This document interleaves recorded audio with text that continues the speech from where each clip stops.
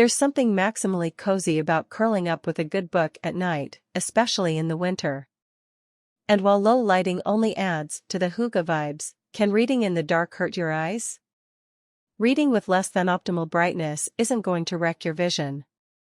Our eyes are designed to adjust to various light levels and will automatically adjust when we strain to read a book in low or dim lighting, explains Luis Rojas, OD, a therapeutic optometrist at De Novo Eye in McKinney, Texas, and a consultant for Johnson & Johnson Vision. That said, the habit can make you uncomfortable, and these problems can add up over time. Here, Dr. Rojas explains why, plus what you can do to make reading in dim light easier on your eyes. What happens when you read in dim lighting? It's certainly possible to read in dim lighting. But you'll probably have to squint or strain your eyes in order to do so, Dr. Rojas points out. After a few pages, you might start to notice that your eyes feel tired, your vision gets blurry, or that you're starting to get a headache. Your eyes might start to feel dry or irritated too. Our eyes need constant lubrication in order to moisturize and protect the ocular surface from dryness as well as help us see clearly, Dr. Rojas says.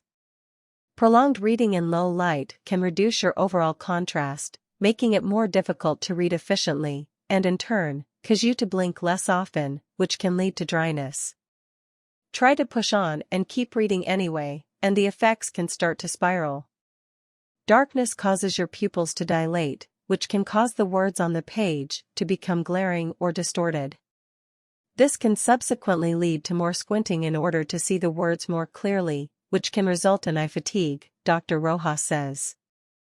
If you're craning your neck to get closer to the page, you might start to get an uncomfortable crick too. These problems can all become more noticeable as you age, by the way. Thankfully, these problems won't do your eyes any long-term damage, Dr. Rojas says. But read on for tips on how to reduce the short-term side effects. Ways to treat your eyes well. An easy way to reduce eye strain, and the discomfort that comes with it, is to read in light that feels adequately bright, Dr. Rojas points out. Instead of reading in the dark, try positioning your light source behind you, so the light gets directed onto the page, per the Mayo Clinic. If you're squinting or straining to see, that's a sign you should reposition your light or turn on another lamp. And by the way, adjusting the room's brightness level isn't the only way to take care of your eyes. Eye strain can happen anytime you spend prolonged periods staring at books or screens, whether you're sitting in darkness or not, Dr. Rojas says. To keep your peepers more comfortable, you should take frequent eye breaks. The number one way to prevent eye strain is simple. When reading or using the computer, look away every 20 minutes, for 20 seconds, at something 20 feet away. Limit screen and reading time. Try not to read or use the computer for hours on end without interruption. Use artificial tears. Eye drops can help keep your eyes hydrated if they tend to get dry from reading for long stretches. Try Refresh Digital PF Lubricant Eye Drops, $12, Amazon. The PF in the name stands for preservative-free, which lowers the odds of eye irritation.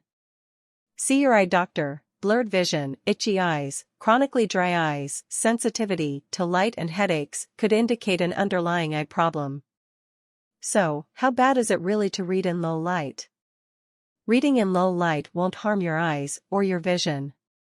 It's not directly harmful, Dr. Rojas says. But it can make reading less enjoyable, because a dim space can lead to eye strain, dry eyes, trouble seeing clearly, and even headaches. So if you want to stay comfortable, turn up the light.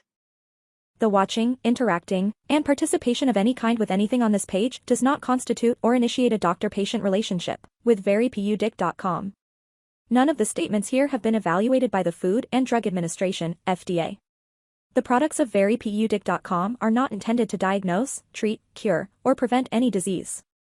The information being provided should only be considered for education and entertainment purposes only.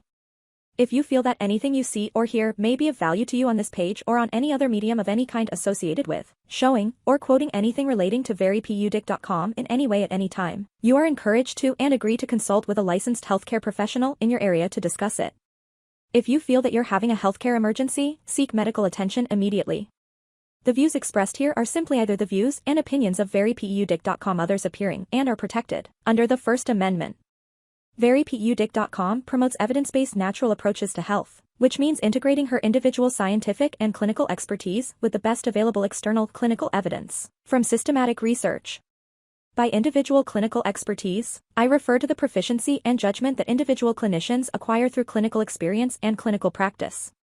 verypudic.com does not make any representation or warranties with respect to the accuracy, applicability, fitness, or completeness of any multimedia content provided. verypudic.com does not warrant the performance, effectiveness, or applicability of any sites listed, linked, or referenced to, in, or by any multimedia content. To be clear, the multimedia content is not intended to be a substitute for professional medical advice, diagnosis, or treatment. Always seek the advice of your physician or other qualified health providers with any questions you may have regarding a medical condition. Never disregard professional medical advice or delay in seeking it because of something you have read or seen in any website, video, image, or media of any kind. verypudic.com hereby disclaims any and all liability to any party for any direct, indirect, implied, punitive, special, incidental, or other consequential damages arising directly or indirectly from any use of the content, which is provided as is, and without warranties.